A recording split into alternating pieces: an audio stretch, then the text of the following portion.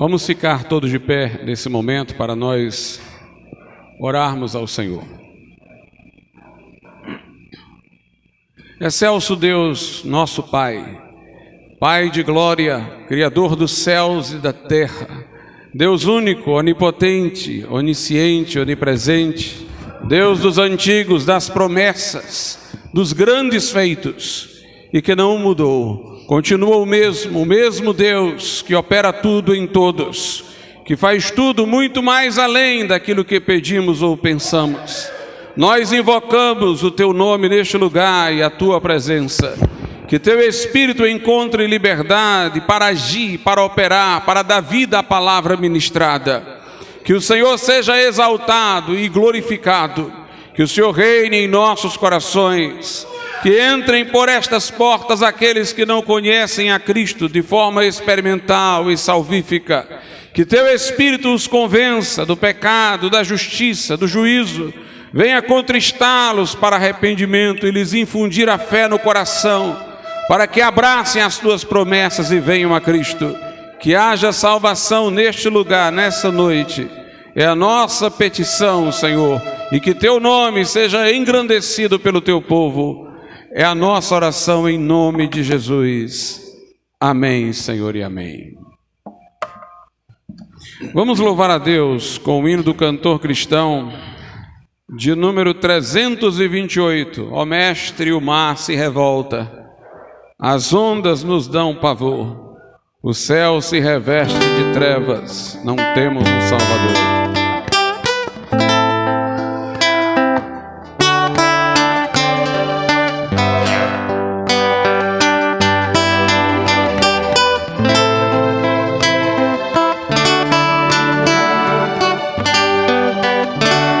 Ó Mestre, o mar se revolta, as ondas nos dão pavor, o céu se reveste de trevas, não temos um Salvador. Não se te dá que morramos, podes assim dormir. Se a cada momento nos vemos, sim prestes a submergir, as ondas atendem ao meu mandar,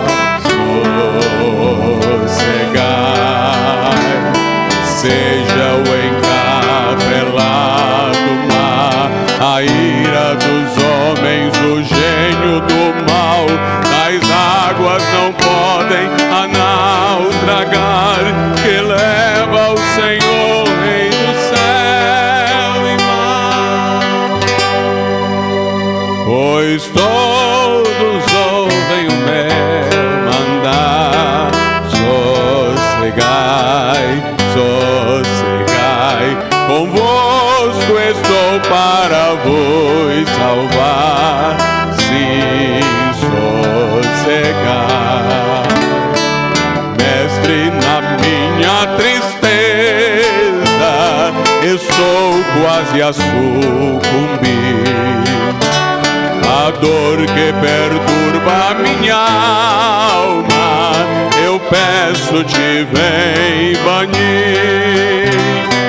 E ondas do mal que me encobrem, quem me fará sair?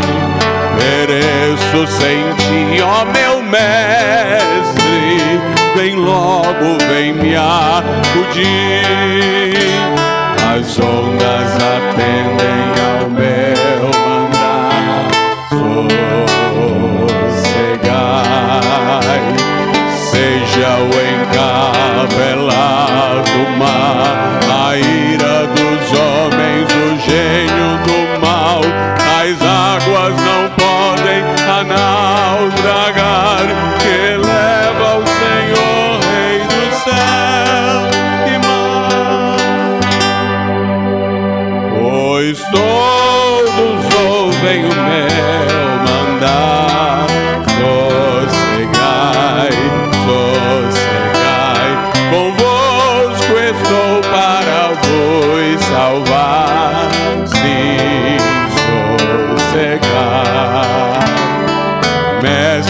chegou a bonança, em paz entre o céu e o mar. O meu coração goza calma, que não poderá findar. Fica comigo, ó meu mestre, dono da terra e céu, e assim chegarei bem seguro ao porto destino meu. As ondas atendem ao meu mandar, sossegai, seja o encabelado mar, a ira dos homens, o gênio do mal. Tais águas não podem a naufragar, que leva o Senhor rei do céu. Pois todos ouvem o meu mandar, sossegai, sossegai, convosco estou para vos salvar, sim, sossegai.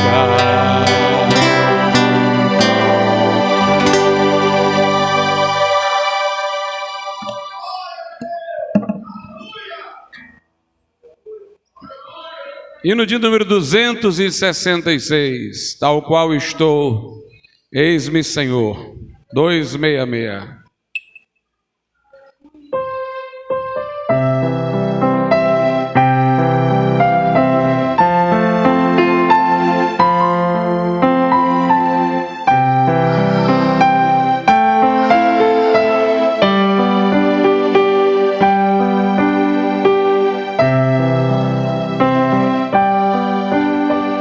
Ao qual estou, eis-me, Senhor, pois o teu sangue remidor verteste pelo pecador, Salvador, me achego a ti, ao qual estou sem esperar que possa a vida melhorar. Em ti só quero confiar, ó Salvador,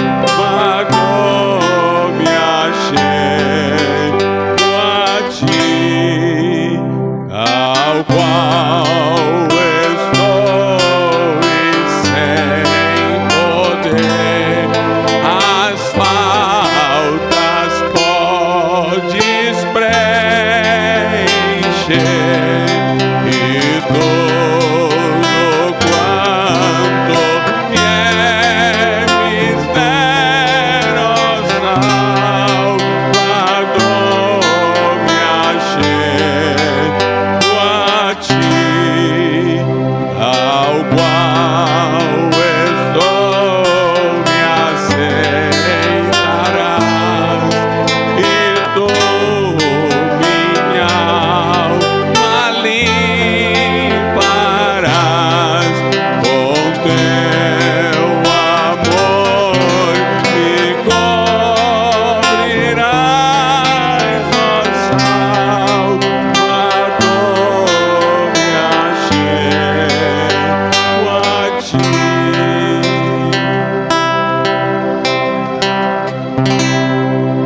Ó Deus eterno, recebe, Senhor, o nosso culto, a nossa adoração, também na forma de dízimos e ofertas que trouxemos à tua casa.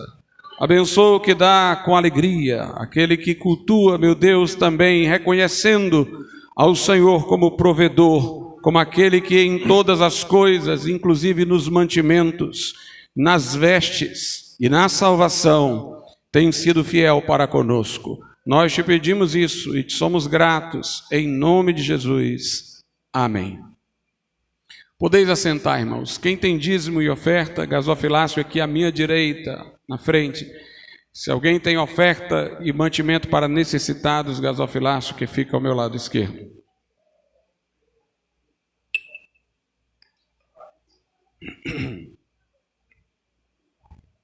Buscai primeiro o reino de Deus e a sua justiça.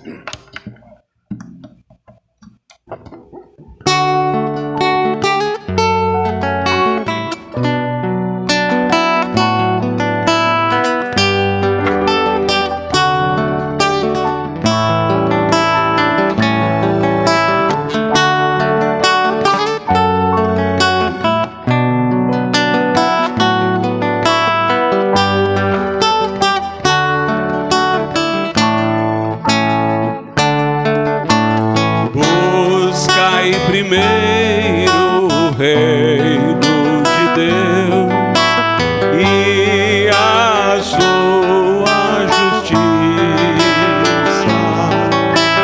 todas as coisas vos serão acrescentadas. Aleluia, aleluia. Buscai primeiro reino de Deus e a sua justiça, todas as coisas vos serão acrescentadas. Aleluia, aleluia.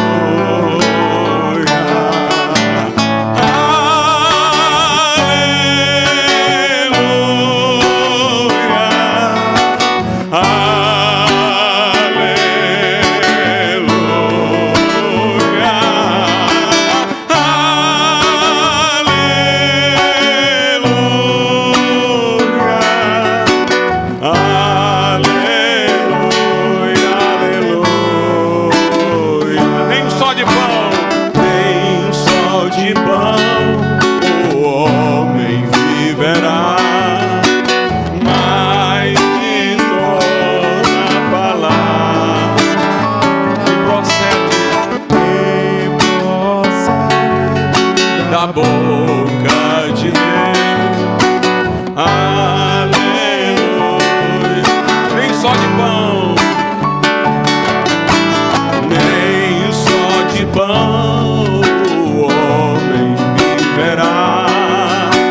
mas de toda palavra que procede da boca de Deus.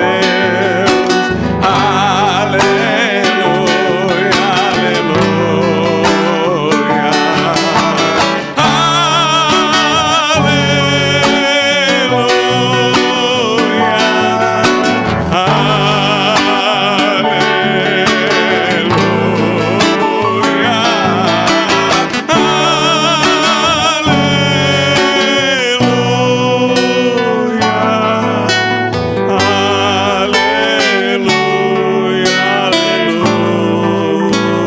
aleluia. Fiquemos de pé, irmãos.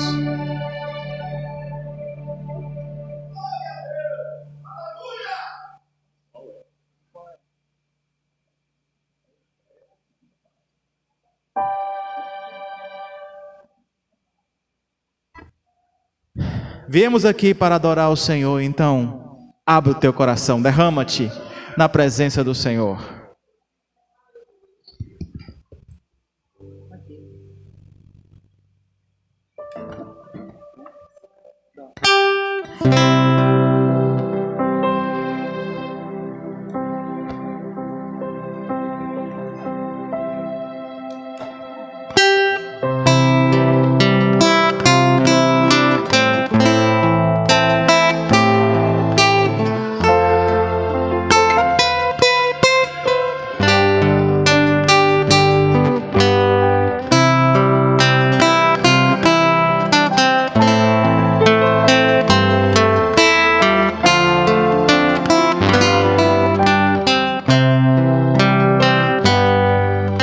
aqui viemos te adorar, ó Cristo, e proclamar o teu poder. Nos levantamos para o teu louvor, Senhor Jesus, Rei Salvador. Aqui viemos por amor, ó Cristo, recebe a nossa adoração, que a nossa vida no altar de Deus confirme a nossa oração. Aqui viemos te adorar, aqui viemos te adorar, ó Cristo, e proclamar o teu poder. Por isso, Senhor, nos levantamos para o teu louvor, Senhor Jesus, Rei Salvador. Estamos aqui por amor, aqui viemos por amor, ó Cristo, recebe a nossa adoração, que a nossa vida no altar de Deus confirme a nossa oração. É para isso que estamos aqui. Estamos reunidos aqui, Senhor, porque temos recebido teu amor. Trazemos em nossos lábios um novo cântico em teu louvor, pois tua glória tem enchido este lugar. Estamos reunidos aqui, Senhor, porque temos recebido teu amor. Trazemos em nossos lábios um novo cântico em teu louvor, pois tua glória tem enchido este lugar, pois tua glória tem enchido este lugar. Aleluia,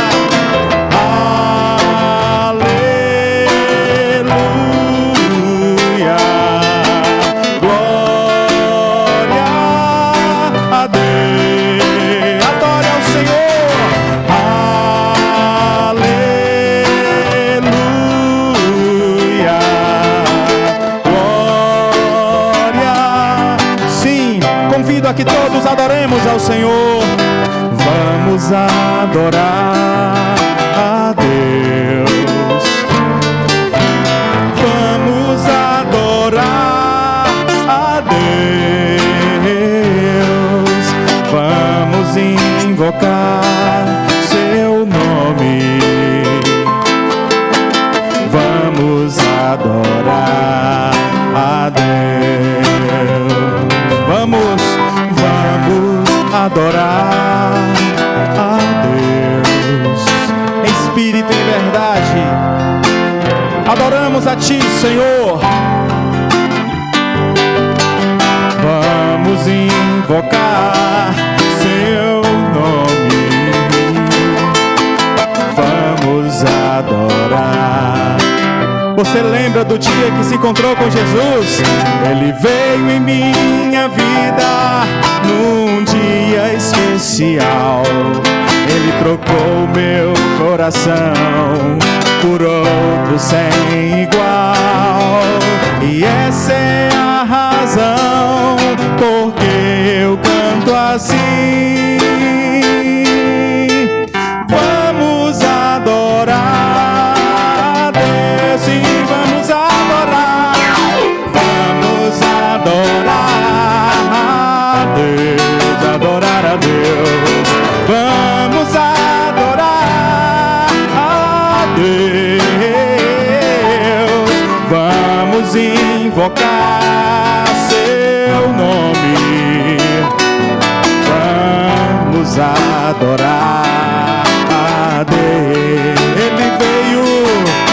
Ele veio em minha vida num dia especial, tocou meu coração por outro sem igual. E essa é a razão porque eu canto assim. Vamos adorar a Deus, tudo que tem fôlego. Vamos adorar a Deus, todo ser que vive. Vamos adorar a Deus.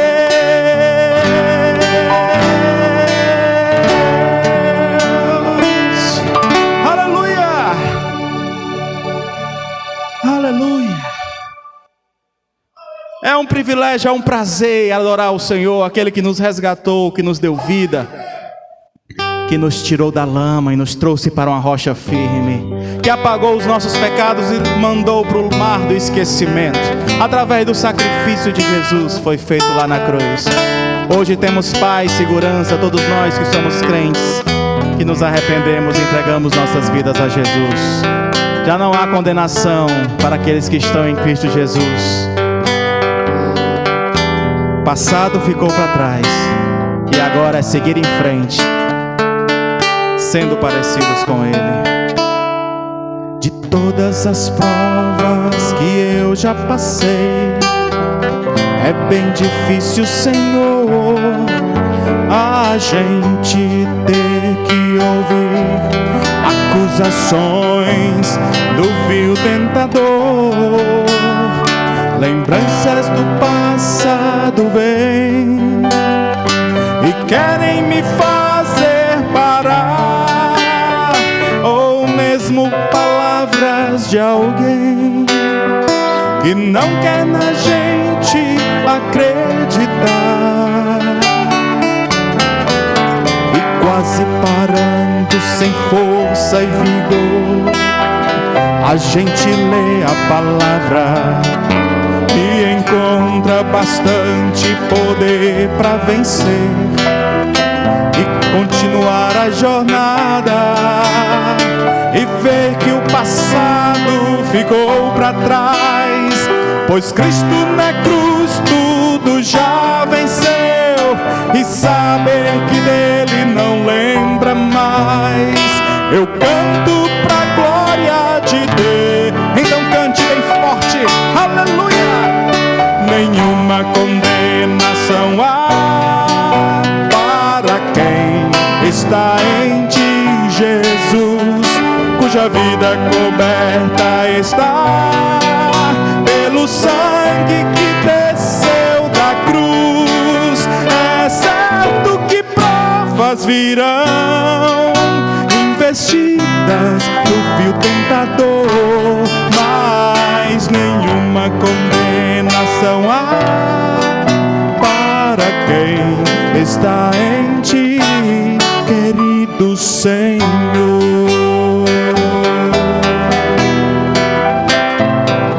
Temos lutas, mas Jesus está conosco, e quase parando, sem força e vigor, a gente lê a palavra de Deus e encontra bastante poder para vencer e continuar a jornada, e ver que o passado ficou para trás, pois Cristo Jesus,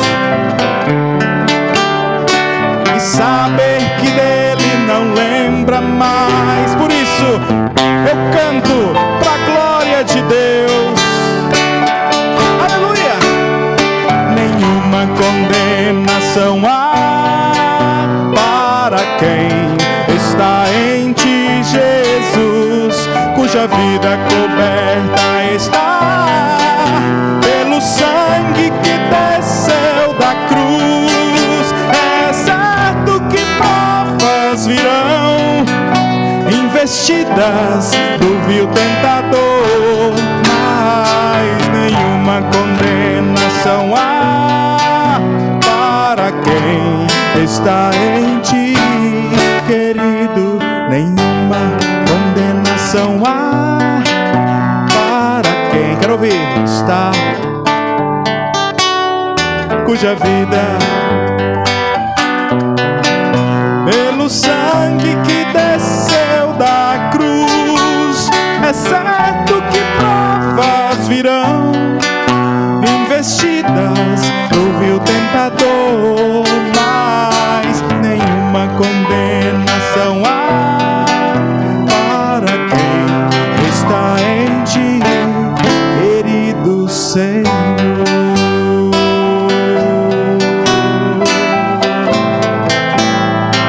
Obrigado, Jesus, por tão grande sacrifício que nos deu vida eterna e paz. Somos teus, Jesus, agora vivemos para ti. Aleluia.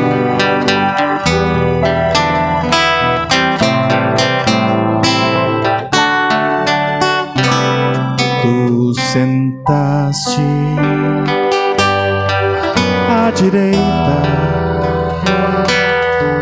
de Deus Pai, ó majestade. Tu sentaste à direita de Deus Pai, ó majestade.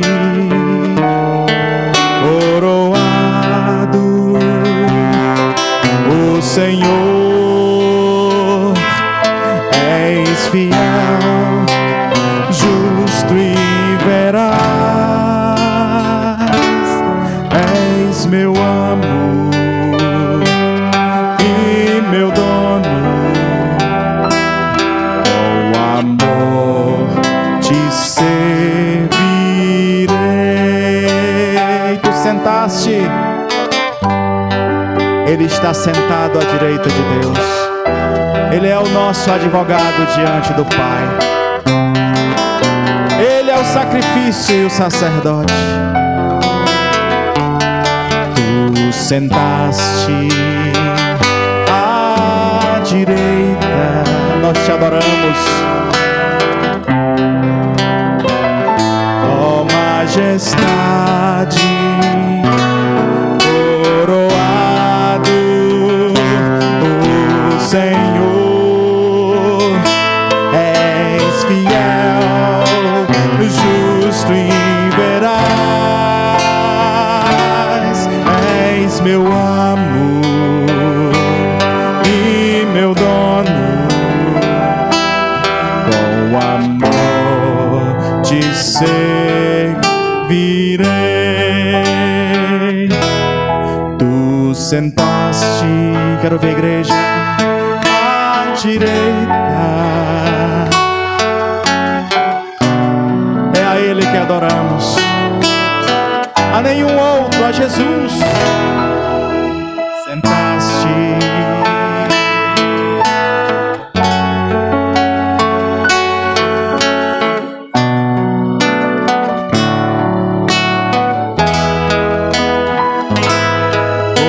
coroado o Senhor, és fiel, justo e veraz, és meu amo e meu dono, com amor te servirei,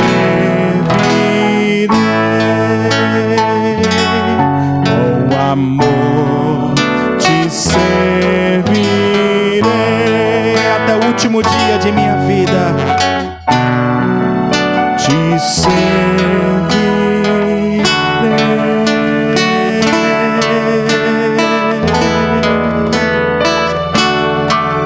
Jesus.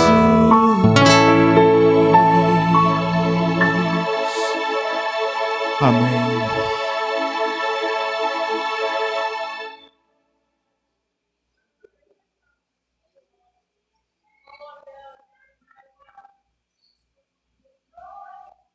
As crianças já podem ir ao culto das crianças.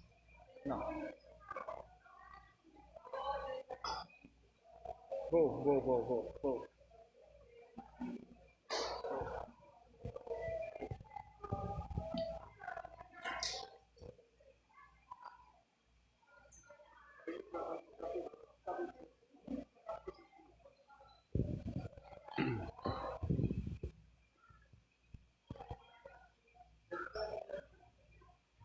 Vamos orar ao Senhor nesse momento. Santíssimo Deus e eterno Pai, mais uma vez em oração, tua igreja apresenta-se diante de tua majestade. Desta feita, Senhor, para rogar luz e entendimento acerca da tua palavra, que o Senhor nos faça manifesta a obra redentora de Jesus, a sua excelência, o seu poder de mudar vidas e de perdoar os pecados. Senhor, traz pessoas, através das boas novas do Evangelho, ao arrependimento e à fé. Traz a conversão pessoal, Senhor, para que haja salvação, vida eterna, transformação. Nós te suplicamos isso, em nome do Senhor Jesus. Amém. Vamos abrir as nossas Bíblias nesse momento, na segunda carta do apóstolo Paulo aos Coríntios. Segunda carta, capítulo de número 5.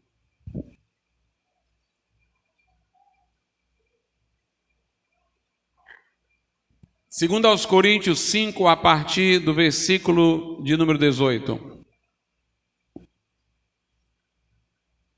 Diz assim a Escritura: E tudo isto provém de Deus, que nos reconciliou consigo mesmo, por Jesus Cristo, e nos deu o ministério da reconciliação. Isto é, Deus estava em Cristo, reconciliando consigo o mundo, não lhes imputando seus pecados, e pôs em nós a palavra da reconciliação, de sorte que somos embaixadores da parte de Cristo, como se Deus por nós rogasse. Rogamo-vos, pois, da parte de Cristo, que vos reconcilieis com Deus. Aquele que não conheceu o pecado, o fez pecado por nós, para que nele fôssemos feitos justiça de Deus. Podeis assentar.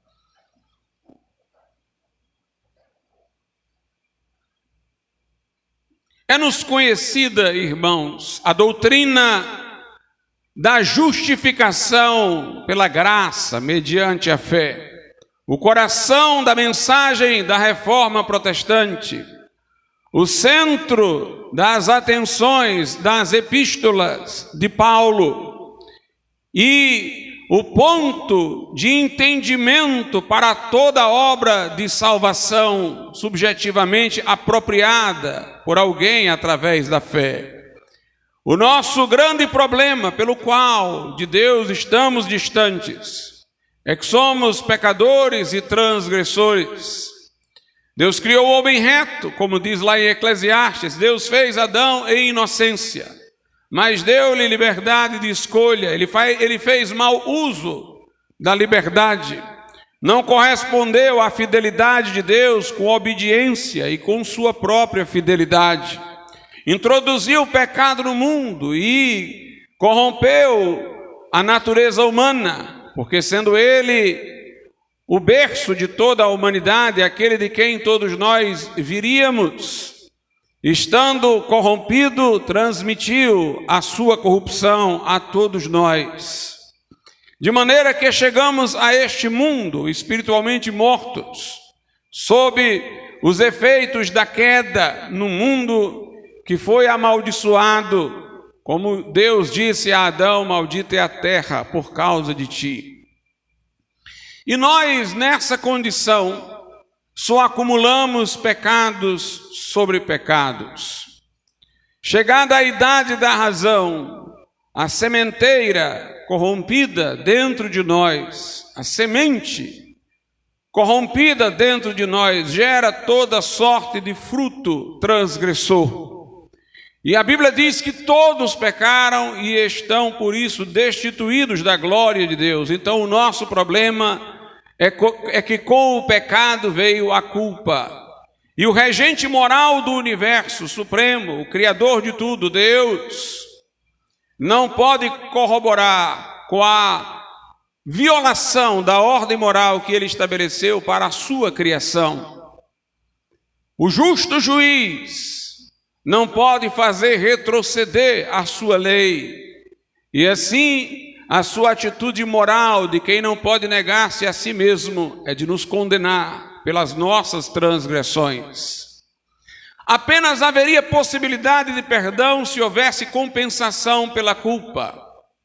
Se houvesse um homem justo, sem pecado, que pudesse morrer no lugar dos injustos e que ao mesmo tempo fosse divino, Deus, para que pudesse tornar o seu sacrifício na cruz de valor infinito, inesgotável, capaz de garantir perdão de pecados para todos e para qualquer um, para tantos pecados quanto o homem pudesse vir a cometer.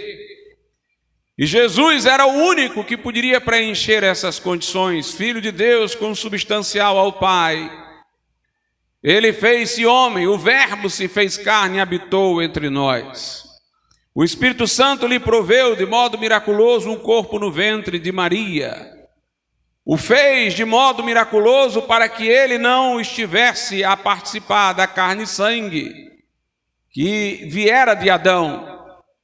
O Espírito Santo lhe preparou no ventre da Virgem um corpo para que ele não estivesse sob a maldição da queda e pudesse, estando fora dela, nos resgatar de debaixo dela. Na verdade, ele fez-se maldição por nós, mas não estava sob maldição. E esse Jesus santo, perfeito, de quem o Pai disse: este é meu filho em quem me comprazo, a ele ouvi. Este Jesus em cuja boca não se achou engano, tomou sobre si os nossos pecados, como o profetizou Isaías. Levou os nossos pecados em seu corpo ao madeiro, como disse Pedro, e naquela cruz ele foi traspassado por amor de nós. Fez um sacrifício perfeito, ele disse: está consumado. E um sacrifício que garante perdão por uma fonte inesgotável. A Bíblia diz: o sangue de Jesus nos purifica de todo o pecado.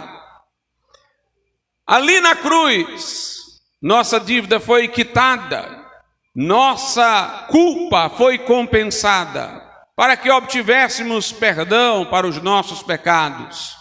Mas Jesus, ao encarnar-se, não foi direto para a cruz. Ele viveu uma vida preliminar, de obediência.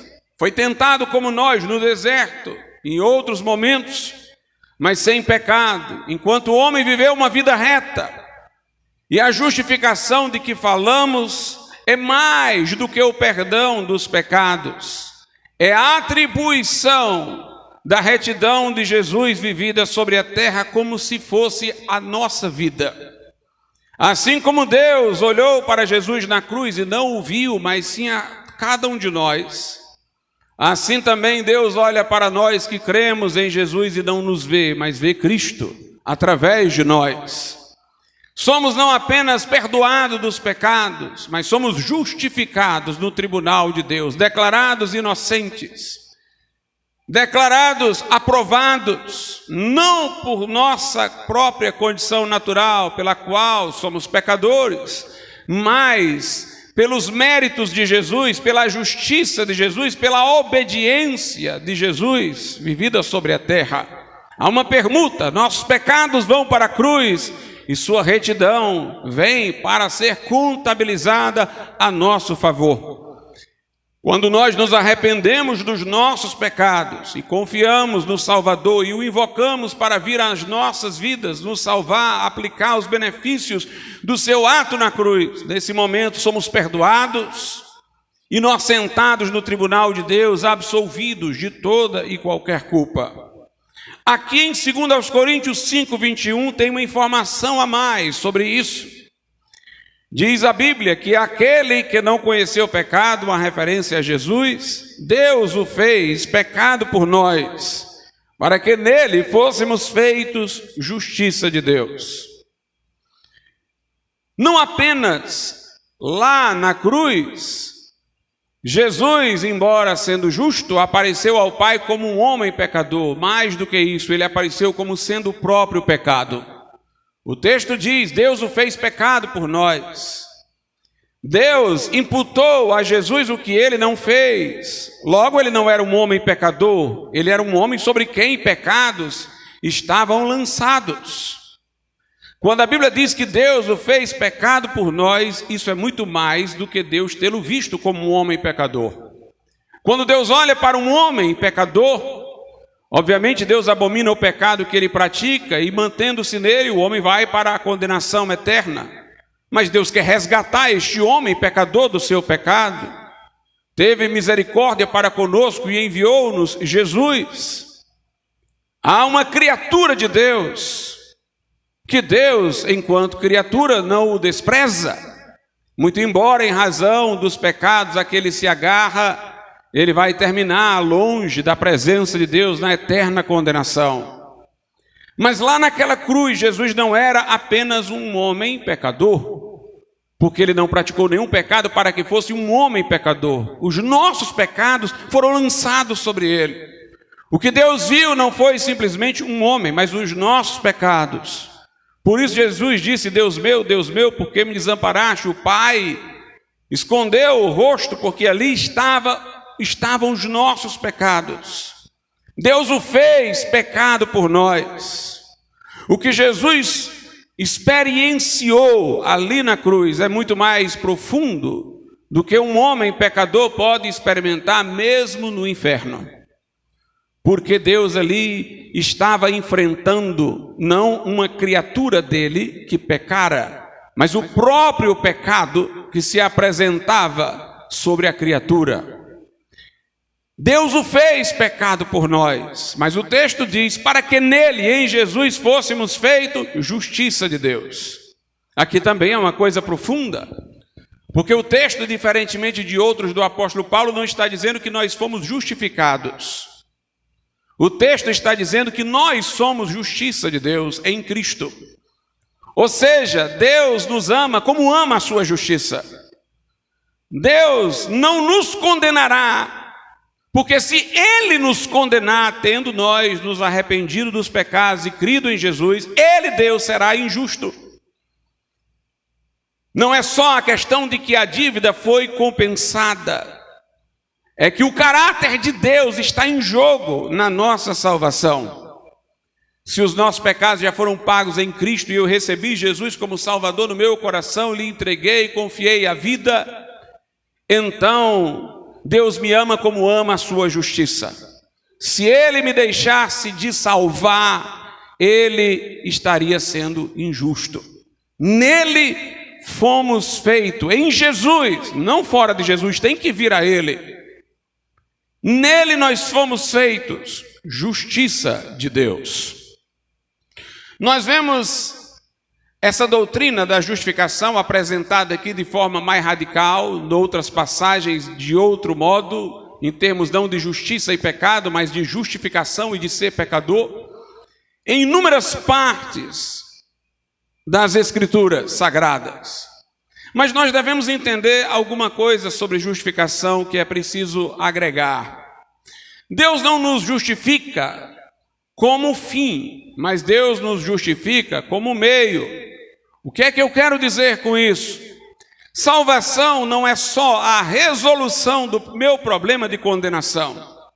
Não é só eu sair do tribunal absolvido, inocentado das acusações que Satanás poderia fazer contra mim, porque Jesus já morreu naquela cruz em meu lugar. Não é só isso. Salvação não é uma coisa só negativa, não ir para o inferno. Ou mesmo uma coisa jurídica, ter direito a um lugar, ao céu. Salvação é vida de comunhão com Deus. Salvação é o propósito para o qual Deus nos criou, sendo reestabelecido. E Deus nos criou para termos comunhão com Ele.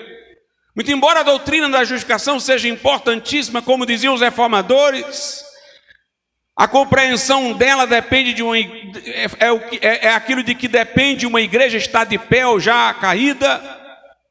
Uma igreja que nega essa doutrina, deixou de ser evangélica. Uma igreja que a sustenta, é uma igreja fiel à palavra, embora ela seja radicalmente importante, é bom que se diga que a justificação pela fé é um meio para que eu me livre dos obstáculos para a comunhão com Deus. O que Deus quer é ter comunhão comigo. A Bíblia diz que Deus nos fez à imagem e semelhança. Uma expressão que indica para que propósito Ele nos fez. Os antigos diziam que os semelhantes é que podem ter afinidade, relacionamento. Ao dizer que Deus nos fez a sua imagem e semelhança, o Gênesis quer mostrar que Deus nos fez para termos comunhão com Ele.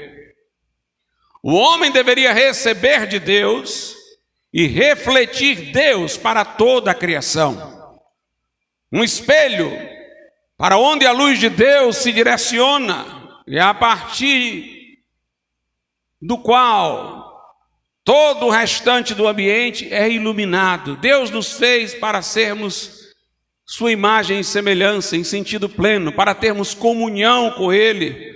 A criação, que é composta de objetos que não têm vida própria, como os planetas, as pedras, outros que têm vida vegetativa, como a árvore, os animais que têm instintos, mas não autoconsciência, participariam desse relacionamento através do homem. O homem seria a liberdade existente na criação física com a qual Deus se comunicaria para abençoar todo o restante. O homem seria uma espécie de mediador da criação para com Deus. Este foi o propósito. Por isso que Deus primeiro criou Adão, depois Eva. Diferentemente dos animais que já foram feitos em seus pares, macho e fêmea. Era para que o homem entendesse que o seu relacionamento primeiro não era com a mulher, era com Deus. Somente depois era com o seu semelhante. Por isso que Jesus disse que amar ao próximo é um segundo mandamento, não o primeiro, e é derivado do primeiro. O primeiro é: ama o Senhor teu Deus de todo o teu coração, com todo o teu entendimento, com todas as tuas forças. Fomos criados para viver um relacionamento de amor com Deus, de comunhão com Deus. Mas o pecado se interpôs. O pecado levou Deus a ter que assumir diante de nós a condição distante de um juiz. E a situação tensa pela qual nós teríamos que ser diante de seu tribunal condenados. A justificação quebra essa distância. A justificação derruba o obstáculo para que nós voltemos a ter comunhão com Deus. Por isso que em Romanos 5:1 diz: justificados, pois, pela fé, temos paz com Deus por nosso Senhor Jesus Cristo. Veja a relação de meio e fim. Justificados para quê? Para que agora possamos ter paz com Deus. Paz com um relacionamento de aceitação. Justificados, pois, pela fé, agora temos paz com Deus por nosso Senhor Jesus Cristo. Na epístola de Pedro, primeira epístola de Pedro, capítulo 3, verso 18, só a primeira parte diz assim: porque também Cristo padeceu uma vez pelos pecados, o justo pelos injustos, para levar-nos a Deus. No início a linguagem é toda em função da justificação. Ele padeceu pelos pecados, substitutivamente. O justo no lugar dos injustos, para que os injustos pudessem ter a sua justiça. Mas aí ele diz: para que isso? Para que ele padeceu pelos pecados? Porque o justo morreu pelos injustos? Para levar-nos a Deus, para nos recolocar na posição de comunhão com Deus. Por isso que, voltando para 2 Coríntios 5, eu vou ler agora, ou reler, o que estava antes do versículo 21, aqui dei destaque. Olha aí, do 18 ao 21 agora, como você vai poder fazer uma nova leitura. E tudo isto provém de Deus, que nos reconciliou consigo mesmo. O objetivo é esse, é de reconciliar o homem com Deus, é de colocar o homem numa relação adequada com Deus.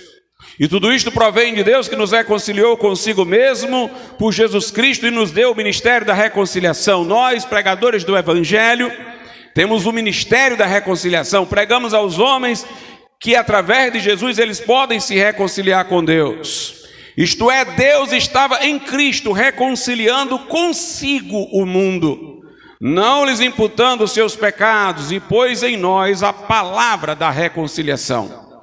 Se vocês observarem cuidadosamente, verão que a ênfase dos 2 versículos que lemos é essa: salvação toda de Deus, a nós cabe só pregá-la. Porque o verso 18 começa dizendo: e tudo isto provém de Deus. A salvação, começo, meio e fim, é obra de Deus. O Calvário fez uma obra completa. No Calvário foi feita uma obra completa. Tudo isto provém de Deus, que nos reconciliou consigo mesmo. Ou seja, não fomos nós que nos reconciliamos com Deus, foi Ele que nos reconciliou consigo mesmo. No versículo 19 diz: isto é, Deus estava em Cristo reconciliando consigo o mundo. A iniciativa é de Deus, é Deus que veio buscar e salvar o que se havia perdido, reconciliar consigo o mundo. Não veio para imputar os pecados, Ele veio para levar os pecados sobre o madeiro. Mas Ele pôs em nós a palavra da reconciliação. Aí o verso 20 diz: de sorte que somos embaixadores da parte de Cristo. É interessante a palavra embaixador, isso indica que o crente já não é mais desse mundo, está no mundo, mas não é dele. Nossa cidadania é celestial. Estamos aqui como peregrinos e estrangeiros. O embaixador é de um país em outro, é o representante de um país em outro. Nós somos representantes do céu, de sorte que somos embaixadores da parte de Cristo, como se Deus por nós rogasse. Rogamo-vos, pois, da parte de Cristo, que vos reconcilieis com Deus. Nós chamamos os homens para aceitarem a reconciliação que Jesus veio para todos obter na cruz do Calvário. Interessante como aqui a linguagem apresenta a pregação, como rogar. O pregador não é alguém que veio simplesmente dar o sermão de domingo, desincumbindo-se de sua obrigação. Dar uma palestra de motivação, de autoajuda. Ele é alguém que se envolve com o que prega, ele roga, ele clama para que as pessoas se reconciliem com Deus.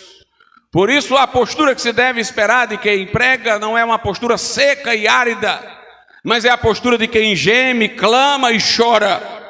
Rogamo-vos da parte de Cristo que vos reconcilieis com Deus. E então ele diz: aquele que não conheceu o pecado, o fez pecado por nós, para que nele fôssemos feitos justiça de Deus. Então todo o objetivo da justificação é reposicionar o homem na condição para a qual Deus o criou, em comunhão com Ele. Por isso não basta que sejamos justificados, temos que ser regenerados. A justificação nos absolve de condenação. A justificação nos põe declarados justos no tribunal de Deus, não há mais tensão com o juiz. Mas se eu mantivesse aquela mesma constituição adâmica, pecadora, atrelado eu ao pecado, não haveria entre eu e Deus qualquer ponto, entre mim e Deus qualquer ponto de convergência. Eu não teria como ter comunhão com Deus, porque Deus é santo. Então, quando a justificação remove o obstáculo, a regeneração muda a nossa constituição, muda o nosso ser, para colocar numa posição em que é possível ter comunhão com Deus. Somos regenerados, nascemos de novo, não da carne ou do sangue, mas nascemos do Espírito de Deus. E quando nós somos renascidos, renascemos agora com a participação na natureza de Deus. Então, renascidos, somos filhos de Deus. Antes éramos criaturas de Deus, inclusive caídas, mas agora regenerados, somos filhos de Deus. Note, quando eu precisei de justificação, eu era um réu diante de um Deus juiz. O juiz me absolveu, mas um juiz que absolve um culpado não o condena, porém não necessariamente tem um relacionamento com ele. O inocentado vai para casa, não vai para a cadeia, mas ele não tem necessariamente uma relação próxima a partir daí com o juiz. Mas nós temos, quando absolvidos e justificados, porque somos feitos filhos de Deus. Em João 1,12 diz que Jesus veio para o que era seu, os seus não receberam, mas todos quanto receberam, Deus deu-lhes o poder de serem feitos filhos de Deus, a saber, os que creem no seu nome, os quais não nasceram da carne nem do sangue, nem da vontade da carne, nem da vontade do varão, mas nasceram de Deus, renasceram agora de Deus. Por isso, o mesmo Deus que justifica, transforma as nossas vidas, regenerando, dando-nos o Espírito Santo, residente em nossos corações, ligando-nos a Cristo de uma maneira que Jesus, pelo Espírito Santo, agora está em nós, e nós estamos nele. Por isso eu não li, comecei a ler a partir do verso 18, segundo aos Coríntios 5, mas o 17 diz assim, ó: assim, se alguém está em Cristo, nova criatura é. As coisas velhas já passaram, e eis que tudo se fez novo. É depois de ter dito isso que ele começa no verso 18, e tudo isto provém de Deus, e segue naquilo que já lemos.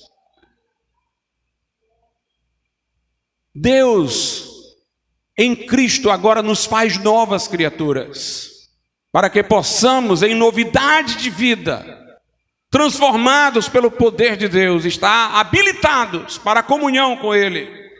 A justificação tira os embaraços judiciais, mas a regeneração cria as condições efetivas para uma vida de comunhão com Deus. Eu vou tentar explicar de outra maneira. Eu poderia assegurar a um peixe, me tomem aqui por uma pessoa que está pensando com liberdade para toda fantasia. Eu poderia pegar um peixe e dizer que ele tem direito agora de viver fora d'água. Mas se ele não mudasse sua constituição, continuasse peixe, trazê-lo para fora d'água era matá-lo sufocado. Para que esse direito ficasse efetivo, eu teria que transformá-lo num outro ser, numa ave, para que ele pudesse então viver fora da água. A justificação nos deu direito a uma comunhão com Deus, mas a regeneração é que nos habilita a viver esta vida de comunhão com Deus.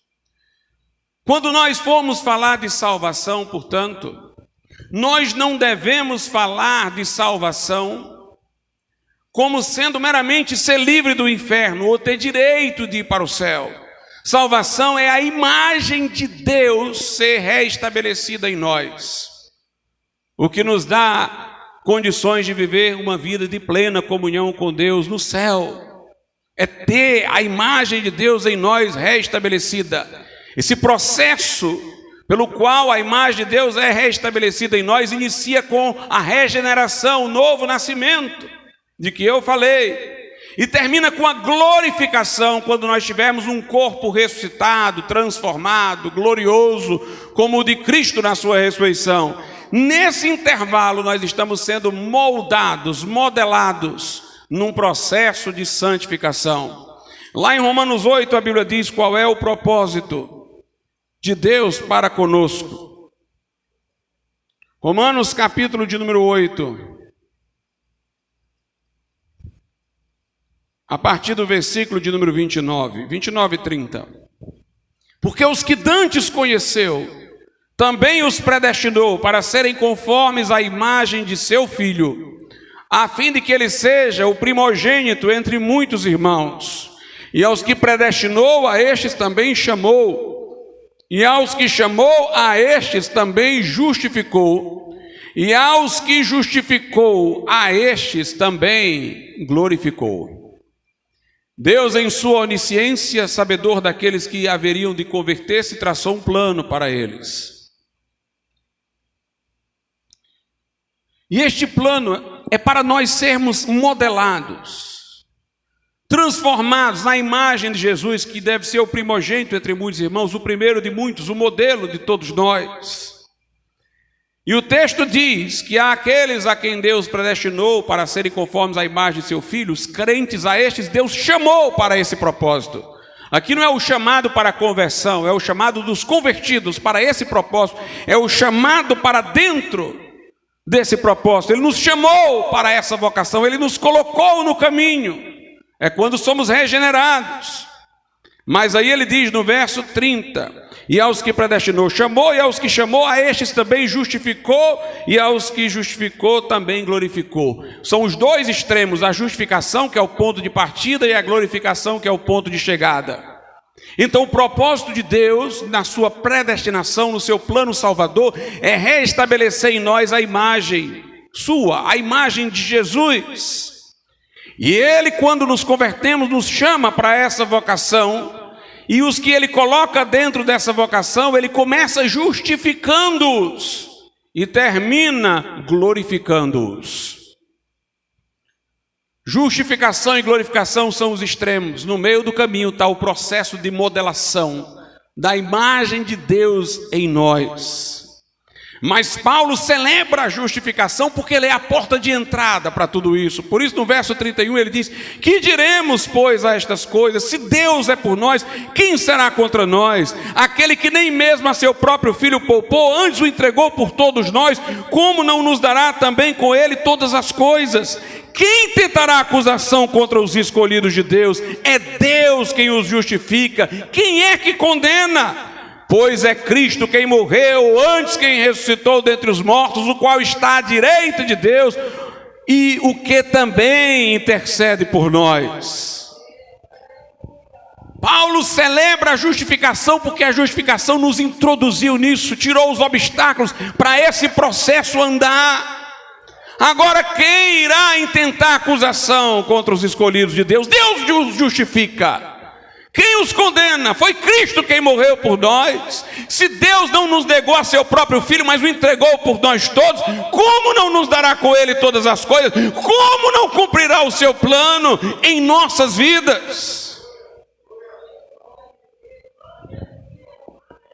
A Bíblia insiste a toda hora que nós não somos salvos pela nossa justiça própria. Esse é o erro dos homens. É de achar que podem entrar no propósito de Deus pelo mérito. É de achar que podem ser salvos ou manter comunhão com Deus porque merecem ter essa comunhão com Deus.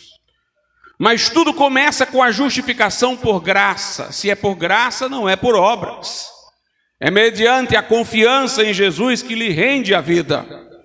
Lá na carta de Paulo a Tito, no capítulo de número 3, a Bíblia diz o seguinte: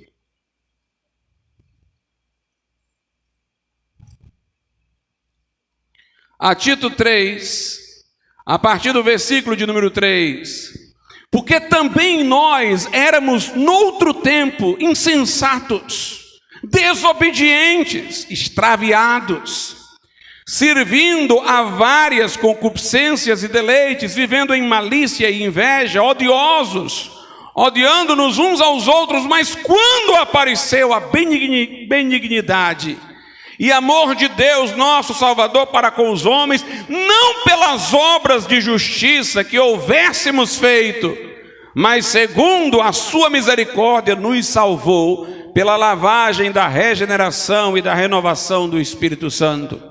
Note, o texto diz: Deus nos salvou não por causa das nossas obras de justiça, nós não as tínhamos, nós éramos insensatos, éramos desobedientes, extraviados, pecadores. Não foi por obras de justiça que Ele nos salvou.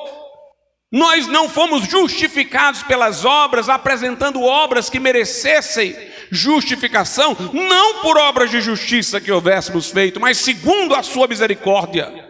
Através da nossa fé Ele nos lavou, mediante o lavar da regeneração, que é o novo nascimento e renovação pelo Espírito Santo. No verso 7 diz: para que, sendo justificados pela sua graça, sejamos feitos herdeiros segundo a esperança da vida eterna. Ou seja, Ele nos salvou de uma maneira que, sendo justificados por graça, nós fomos renascidos para sermos filhos de Deus e, portanto, herdeiros de suas promessas.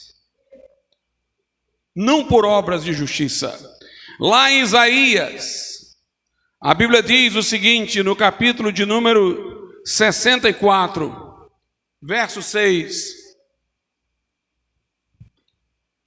Isaías 64 e versículo de número 6 diz: mas todos nós somos como o imundo, E todas as nossas justiças como trapos da imundície. E todos nós murchamos como a folha, as nossas iniquidades como um vento nos arrebatam. Todos nós somos como o imundo. O primeiro problema não está no que fazemos, mas no que somos. Temos uma natureza caída, somos pecadores.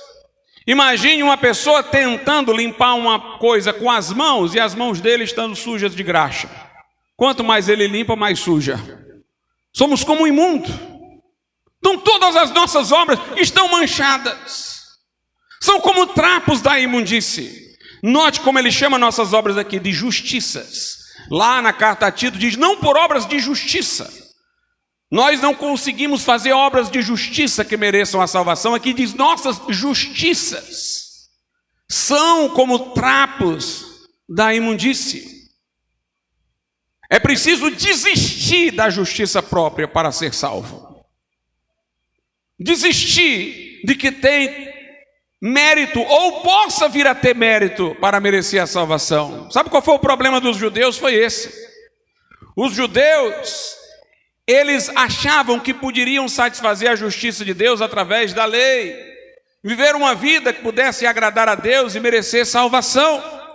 E Paulo diz que por isso os que se mantinham nessa posição não foram salvos. Lá em Romanos a Escritura diz o seguinte, no capítulo 10, versículo de número 3. Porquanto não conhecendo a justiça de Deus, que é através da fé, é a justiça de Cristo a nós imputada, e procurando estabelecer a sua própria justiça, não se sujeitaram à justiça de Deus. Porque o fim da lei é Cristo para a justiça de todo aquele que crê. Nossa justiça é Cristo que morreu e levou os nossos pecados. Nossa justiça é Cristo que viveu uma vida de retidão para contabilizar a nosso favor. Nossa justiça é Cristo que permutou naquela cruz, levou as nossas desgraças para que nós levássemos os seus privilégios. Mas o judeu quis ser salvo através da lei, não se sujeitou à justiça de Deus, quis ter a sua própria. Esse é o problema das múltiplas religiões que há sobre a terra. Elas inventam caminhos para o homem ter justiça própria, de uma forma ou de outra. Mas a Bíblia diz, nossas justiças são como trapos de imundície, não por obras de justiça. Nós temos que ter a justiça de Jesus, temos que confiar naquilo que Jesus fez. Temos que confiar no Cristo que morreu, ressuscitou, está vivo e pode vir ao nosso coração, se invocado for. O Cristo que intercede por aqueles que creem. Jesus é a nossa justiça. Por isso Paulo diz assim na carta aos Filipenses. Filipenses capítulo de número 3, a partir do verso 7. E note que fé não é para nós uma coisa morta, mórbida, fria, intelectual. Fé é o agarrar-se do coração a Cristo. A fé não se agarra a doutrinas, a instituições, mas à pessoa de Jesus. Nossa fé é viva. Porque quando falamos de fé, as pessoas imaginam apenas a adesão a uma igreja, a uma doutrina, a um conjunto de dogmas, a submissão a uma instituição. Mas nós já vimos aqui que não pode ser isso, porque o pregador roga. O pregador, ele prega com sentimento e com o coração, ele clama, ele roga para que as pessoas se reconciliem com Deus. A nossa fé faz o nosso coração arder por Cristo e pela salvação das pessoas. Veja como Paulo representa a fé aqui, veja como é um agarrar-se a Jesus, que faz dele tudo para a nossa existência. Filipenses 2, a partir do 7, mas o que para mim era ganho, era vantagem, reputei-o perda por Cristo. Tudo que para mim era coisa importante ficou para trás. Meu negócio agora é Cristo.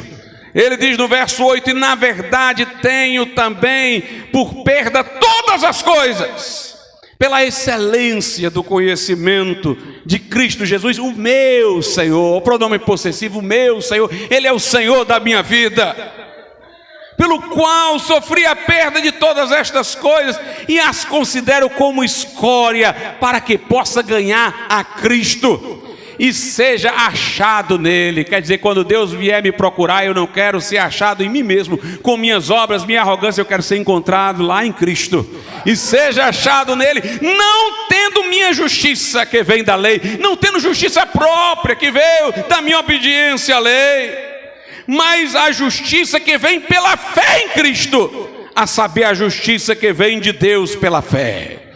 Aleluia! Eu não tenho justiça própria, Paulo diz, mas a justiça que vem de Deus pela fé. Quando nós abandonamos a justiça própria, a confiança nas obras, e nos agarramos às promessas do Evangelho, invocamos o Senhor Jesus, então os nossos pecados são lavados pelo seu sangue, sua justiça nos cobre como um manto, de maneira que Deus nos vê justos por meio da justiça de Cristo e nos absolve no seu tribunal. Mas mais do que isso, o Espírito Santo vem para mudar o nosso coração, tirar o coração de pedra e dar um coração sensível de carne, colocar em nós o Espírito novo, habitar em nós para que possamos andar nos estatutos e mandamentos de Deus, nos regenera para que sejamos novas criaturas, nos coloca numa estrada de justificação e na certeza de que o final dela será o corpo glorificado, incorruptível, e a vida perfeita no céu, para ter comunhão com Deus para sempre. Salvação é Jesus do começo ao fim. Por isso que lá na primeira carta aos Coríntios, capítulo 1, versículo 30, a Bíblia diz: mas vós sois dele, de Deus, em Jesus Cristo. Nós somos de Deus através de Jesus, o qual para nós foi feito por Deus sabedoria e justiça, e santificação e redenção.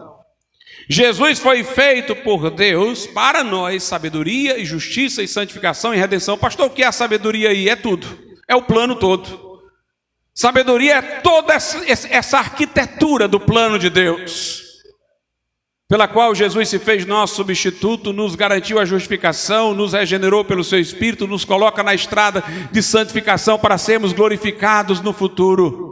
Este plano pelo qual Paulo, extasiado, diz aos romanos: ó profundidade das riquezas e da sabedoria e do conhecimento de Deus, como insondáveis teus juízos, inescrutáveis teus caminhos.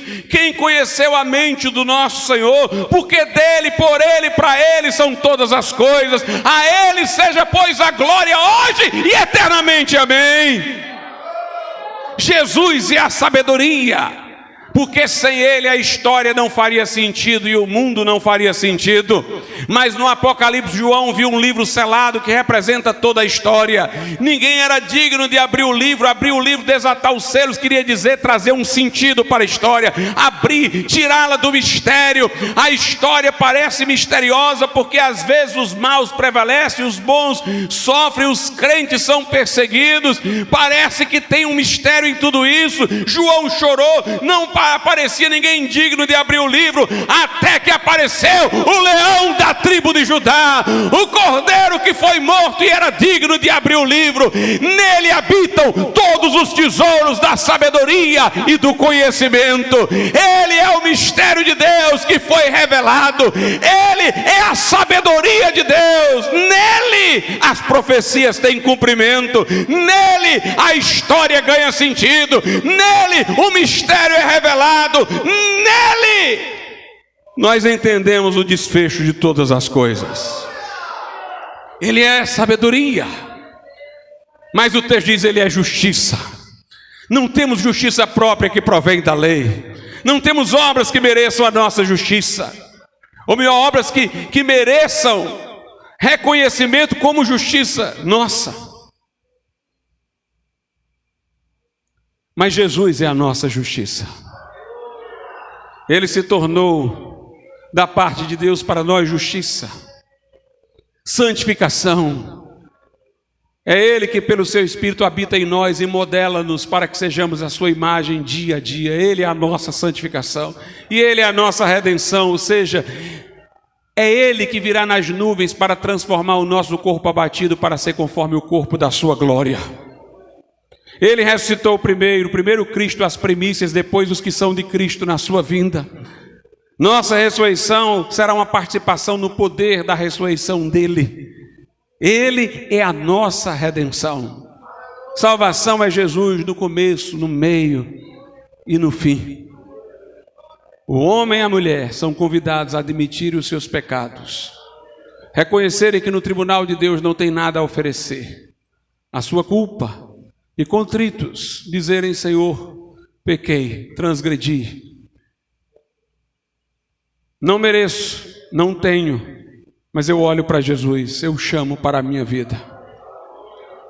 Se você fizer isso, Jesus vai entrar no teu coração, perdoar os teus pecados, mudar a tua vida, colocar você numa estrada que conduz ao céu.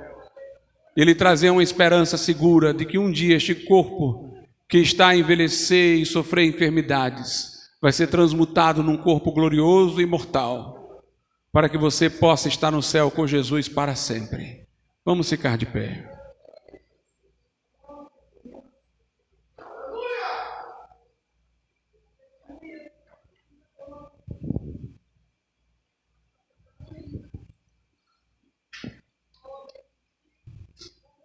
Soberano Deus e nosso Pai, em nome de nosso Senhor Jesus Cristo, faz a Tua palavra vívida e poderosa, para, meu Deus, abrir os olhos da mente e do coração para o Evangelho.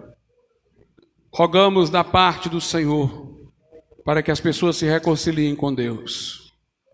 Ó meu Deus, que possam nessa noite arrependerem-se de seus pecados e chamarem Jesus para lhes vir salvar, Senhor. Em nome do Senhor Jesus eu clamo, que Jesus transforme vidas hoje, abre o coração de pessoas, transforma, salva, liberta, coloca na estrada do céu, Pai, em nome de Jesus.